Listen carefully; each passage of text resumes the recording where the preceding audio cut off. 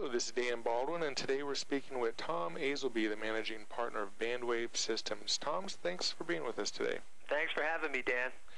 In order of priority, what are the main services you want channel partners to distribute? Our data connections. It could be DSL, T1, 3G, fixed wireless, and fiber connections. Great. And what are the end-user target markets most attracted to your services? We do single-site data connections. We're quoting those all day long, but I would say our sweet spot is multi-site clients that are spread out through the country that are looking for one contract, one bill, one customer service, and that's what Bandwave can provide. And we provide 24/7 monitoring on every connection that we put in a commercial site.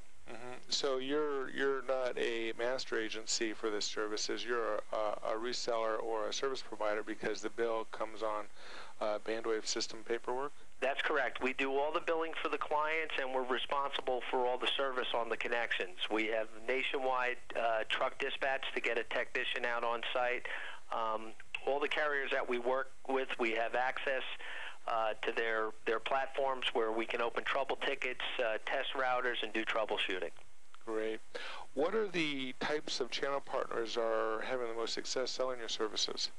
The channel partners that are targeting multi-site clients. It could be anywhere from companies with retail locations, distribution centers.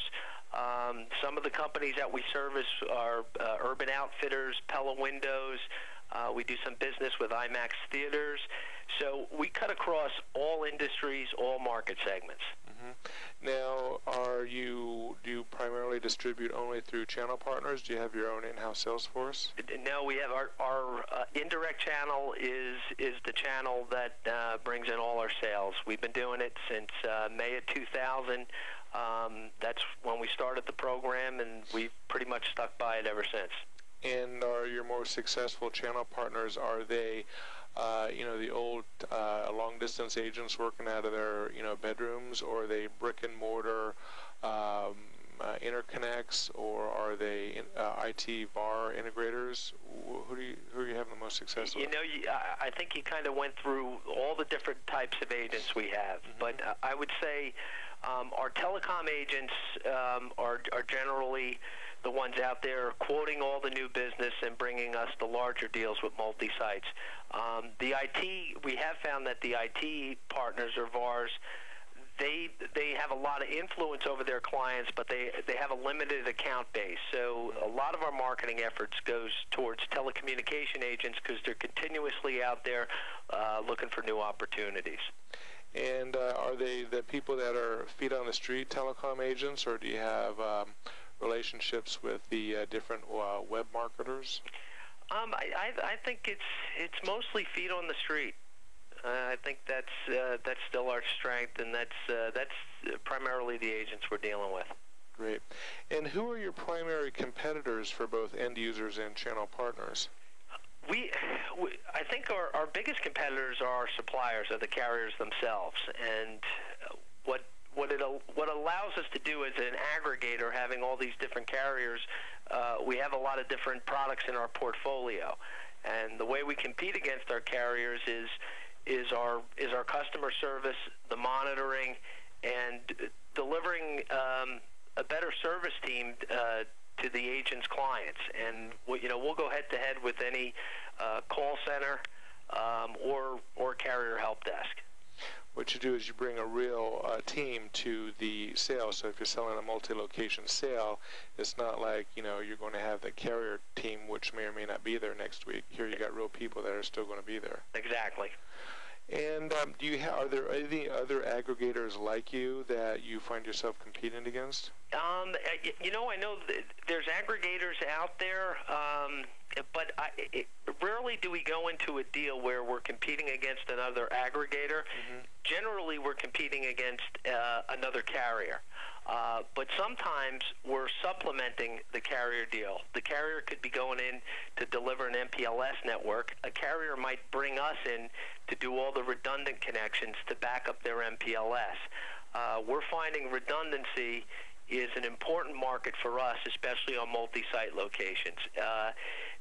down to the smallest retail shop or distribution center, a day down without their primary connection with no backup can be a catastrophe for them. So that's where we fill in, and the redundant backup connections is another sweet spot for us. If we don't have the primary, sometimes the carrier is actually looking to us to come in for redundant connections throughout the country.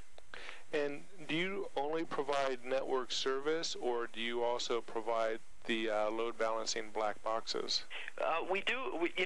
Over the past few years, we've experimented with them. We've provisioned them at a few sites. I wish there was more of it. A lot of people look at it, but we haven't had a lot of clients pulling the trigger just yet.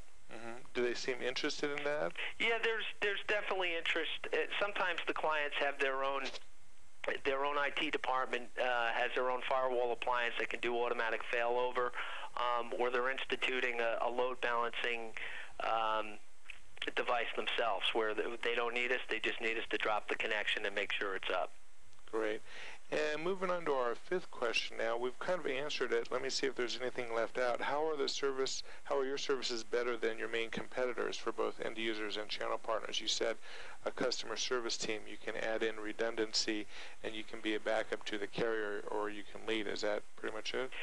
Plus our footprint, we could pretty much deliver a data connection to any address in the United States. And other carriers, there's different flavors of broadband. One carrier might be providing certain technologies, but another carrier, for example, would be fiber from Verizon. Many of the agents can't get that from certain carriers, but they could come to us and they could get it. So I would say our portfolio gives a lot of different options to an agent when he's trying to deliver a solution. At the last trade show, there was a lot of buzz out there about the 3G and 4G wireless broadband providers bringing redundancy to the market. Do you have these 3G and 4G wireless providers in your aggregation? Yeah, we do. 3G is actually, for the last 6 months, has been a great product. Once again, it's been utilized as a backup connection. Some companies with real remote locations are actually using it as a primary connection. It comes with a static IP. And the product that we market with the 3G is we lock into the strongest carrier signal in the area from the tower. Mm-hmm. So that's another benefit. If someone has better positioning, we can lock into that signal. And what we like about our 3G product is it holds a VPN tunnel, and that's critical for clients that have a large network. So if we have people in our audience and they're listening and says, "Oh, I like this 3G provider," they need to look at Bandwidth system or Bandwave systems as a solution provider that can bring all of the players in and really provide the best solution. Absolutely. Now, we've answered this question, but let me ask you, the geography of your marketplace, on-net and off-net, what you're saying is you're basically on-net for all the U.S.? We're on net because as a reseller with multiple carrier relationships, our footprint is nationwide. Great. Does your channel partner program have different commitment levels? On the channel partner program, agents, we do it as far as volume. It's a simple program. Any agent that's billing up to $5,000 is paid a 10% recurring commission on all our data services. After they hit the $5,000 per month, everything above that is paid out at 15%, and that's from DSL to T1s to Ethernet. Any of our products, we keep it very consistent for the agents. And do they have to move business every month or once a quarter or a year to maintain the agreement? To maintain, basically what we ask the agents to do, and we're very flexible, is continue to allow us to quote your business. Right. And we understand that we might not be their primary carrier, we might even be their third resource, but as long as they're sending quotes and staying active, we're keeping them in the program. Great. And do you have retail or wholesale distribution channels that partners may find themselves competing against? Well, I mean, at times they're going to be, like us, they're going to be competing against the carriers that are supplying us our data where we're reselling. So, but there's always a fit, and there's always, one thing we like to do is is go in with the agent, meet with the client, especially if it's a multi-site rollout. We have to go in there, show them what we do, how we do it, and we find that an IT department will realize that we can also reduce some of their resources internally if we're managing their various internet connections out to their different locations. Great. Do you run retail pricing or agent commission promotions? All the time. Every quarter we're usually coming out with some type of pricing on our data connections, and at the same time we run some sales competitions or we pay extra bonuses for certain connections. So it's something we try to keep the agents interested and motivated. Great. Any significant program or product changes coming up in the future? I think we covered a couple of them, and I think the 3G and the fiber have been two products that we've been getting a lot of reception from with the agent market and our customers. Mm-hmm. But you're not looking to sell out or anything? No, not at this time. Well, that leads us into our last question. Can you give us a little biography of the company, the owners, and the support staff that the agents will be dealing with?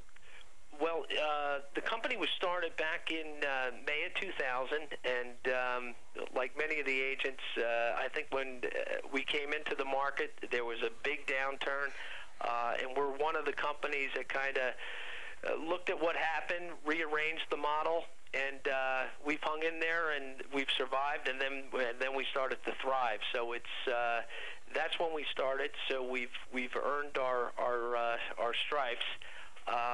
But as far as the company goes, we have engineers on staff 24/7.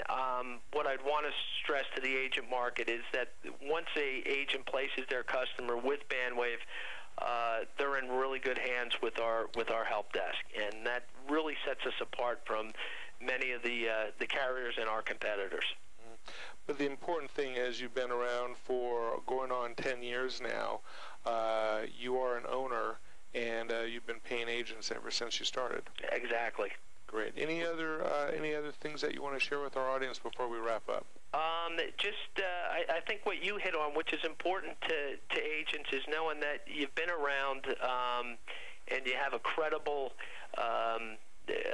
relationship with your agents, paying commissions on time, and good, solid working relationships. And we encourage agents to find out what agents are working with us now, because that really does help build our credibility. Great. So to find out what other agents you're working with now, what's the best way for people to get a hold of you? The best way is if they inquire about our program through our website, bandwavesystems.com, or they send an email to agents@bandwavesystems.com.